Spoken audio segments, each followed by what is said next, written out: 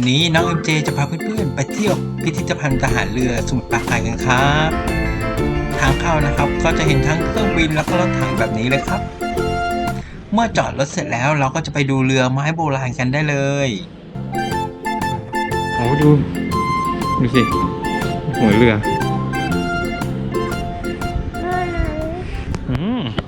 เจงเห็นตอร์ปิโดไหมนี่ตอร์ปิโด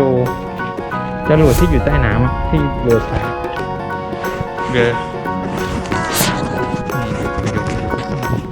ตอร์ปิโดเป็นอย่างนี้นะโอ้นี่เป็นส่วนหัวตอร์ปิโดเยอะแยะ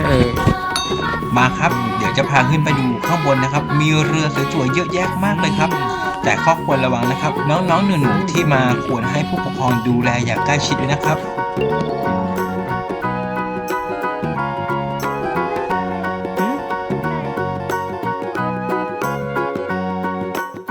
ขึ้นไปดูนะครับ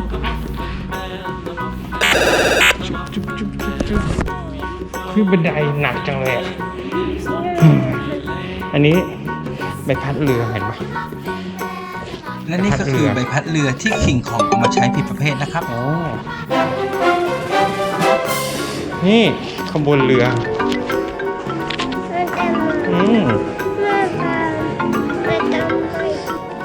นี่ขบวนเรือเห็นปะขบวนเรือเป็นไงทหาร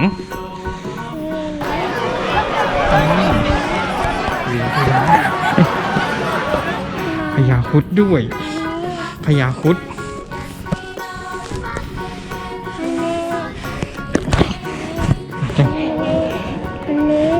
นี่ก็พญาครุฑเหมือนกันพญาครุฑเขาตั้งบนเรือนี่ของจริงเลยเนี่ย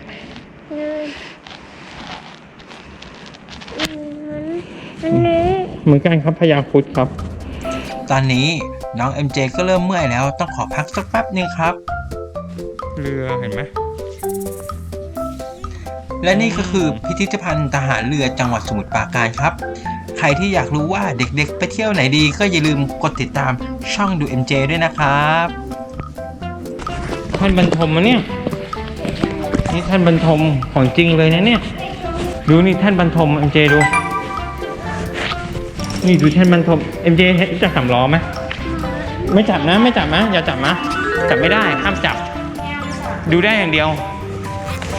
นี่มาครับเดี๋ยวน้อง MJ จะพาไปดูเรือสวยๆในนี้อีกเยอะแยะเลยครับดูกันแบบเร็วๆนี่เรือหลวงสุโขทัยเนี่ยดูเรือหลวงสุโขทัยเรือหลวงสุโขทัยอันนี้ปืนใหญ่ที่อยู่ในเรือเนี่ยเขามีชื่ออยู่ในมันเนี่ยจรวดนำวิถียืนจะยืนเหรอไม่ยืนแล้วเดี๋ยว MJ จับล้มยุ่งเลยดูเลี้ยงเท่ไหมเท่ดีเนาะไปไหนลูกไปไม่ได้วันนี้ไปไหน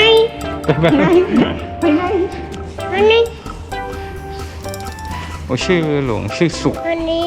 นี่เรือหลวงนี่เห็นไหมเรือหลวงสุขจะตอบตอบไม่ทันถามไหมไอเดียไปเรือเย่และน้อง MJ ก็อยากดูไดโนเสาร์มากกว่าอยากดูเรือวันนี้จึงขอจบคลิปนี้เพียงเท่านี้ก่อนครับสวัสดีครับและอย่าลืมกด Subscribe กดไลค์และกดแชร์ช่องดู MJ ด้วยนะครับ